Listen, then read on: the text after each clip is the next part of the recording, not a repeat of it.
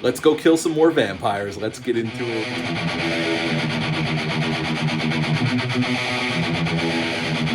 Hey, welcome back to my channel. Hope you're all doing well out there. And we're going back to kill some more vampires. But before we get into it, like, comment, subscribe. Join me here. I greatly would appreciate that. Click on the little notification bell. That way, every time I upload a video, you'll be notified and you can see what the hell's going on over here. Now we're on to Blade 2. Blade 2 came out March 22nd of 2002, so 4 years after the original film had dropped. It's an hour and 57 minutes long. It's rated R. Had a budget of $54 million, and upon release, it made 82 in America and 155 worldwide. So this was a nice size hit for New Line once again. Now, Stephen Norrington was offered to come back to direct this film, but he turned it down. He wanted to do The League of Extraordinary Gentlemen. That kind of turned into its own disaster.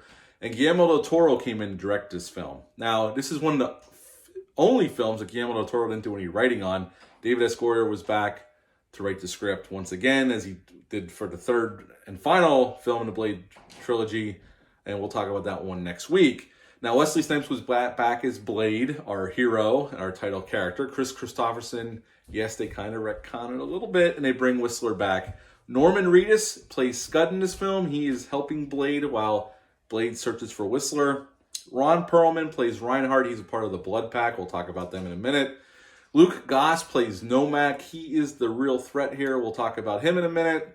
And Donnie Yen is in this film as Snowman. He is also part of the Blood Pack, and he also choreographed some of the fight scenes in this film as well. So that's pretty cool as well. Now, Blade is up to his old tricks. He's hunting vampires. As the film opens, we see him hunting down more vampires, looking for Whistler. That's his whole goal. Kills a bunch of vampires, finds Whistler in his blood tank.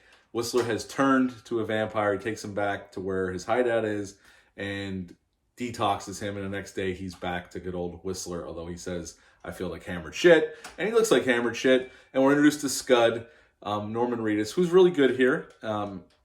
There's no complaints on Norman Reedus here. He's really good, and he's good bouncing off of Wesley Snipes and even Chris Christopherson once the banter starts flowing.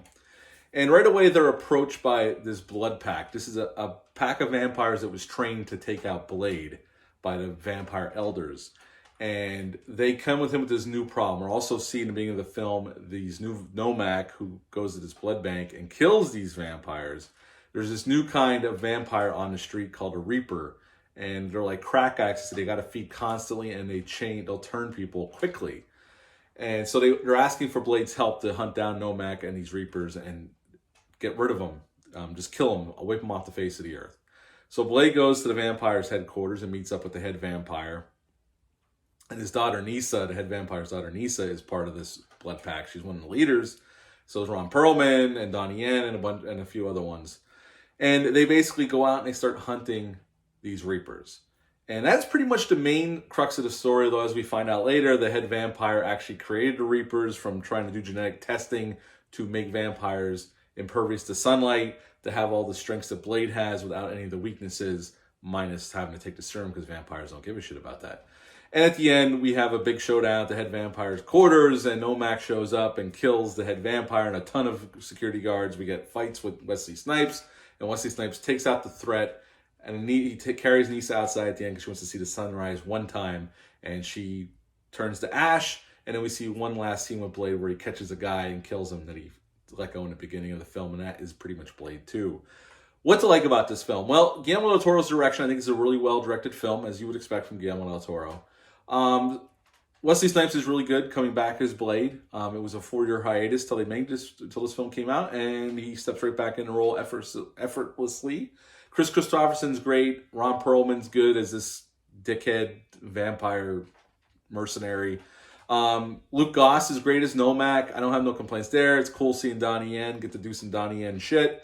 And Norman Reedus is good. The head vampire's daughter, Nisa, the woman who plays her is okay. But on a charismatic level, they could have found somebody better. And I saw some of the actresses they had was up for it. I wish they would have went with somebody else. She's okay, but she's kind of stiff as a board, and I think it brings it down a little bit. It's kind of like they kind of try to make this like the Dirty Dozen, hunting vampire kind of deal. I don't think it always works, but I do think there's some really cool action scenes here. The Reapers are a cool vampire, and the designs with the makeup effects are really well done. Some of the CGI, again, has the same problems as the first film.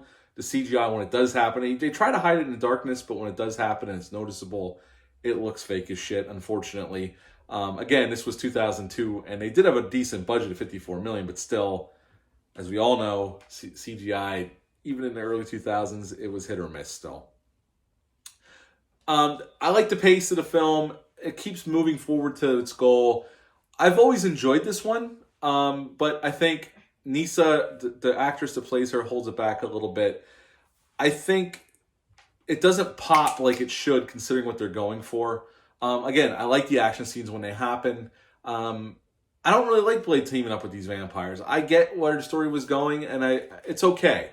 I don't think this team of vampires is all that compelling either. I see what they're trying to do here, but most of them don't have any personality. The only one that really has any personality is Ron Perlman, and one of the other ones, and he gets killed pretty quickly at this nightclub shootout, which is a pretty cool scene.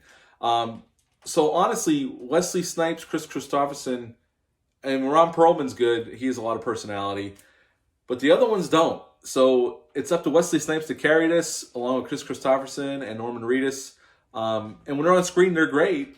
I just think some of the other Blood Pack don't really have a whole lot. They're not very interesting characters, so it drags it down a little bit. And I it's weird saying that because Guillermo del Toro directed it, but I actually enjoyed the first film more than I do the second one. I do enjoy the second one. The second one's definitely way better than it had any right to be. I think it helps that Guillermo del Toro came in and direct this film. But I think the first film's more fun. Now, David Goyer's original plan for this film was for Morbius to be the main villain, but Marvel did not want to give him the rights because they were holding off to do a franchise with Morbius later on, which we're finally getting that film sometime this year. Maybe they keep pushing it back. I already said Stephen Norrington was offered the option to come back, and he turned it down due to League of Extraordinary Gentlemen. This is Wesley Snipes' favorite Blade film out of the three, and Guillermo del Toro wasn't always happy with David Goyer's writing, but he left his script alone and filmed it pretty much the script the way it was, because he respected what David Goyer and Wesley Snipes brought, their ideas for the film, so he kind of left it alone and just concentrated on the directing part. And it is a very well-directed film. Again, I really like this film. I know I'm bitching a lot about it, but I still think the first film's more fun. I would give Blade 2 an 8 out of 10. I gave the first one a 9 out of 10. It's still a really good comic book film. It's a really good sequel. I still prefer the original. So 8 out of 10 for Blade 2. What are your thoughts on this movie? Leave a comment down below. Let me know. Hit the thumbs up. Hit the subscribe button. Share this video. I greatly would appreciate that. I'll be back next week with Blade Trinity. But until then, I hope you all have a great weekend, and bye.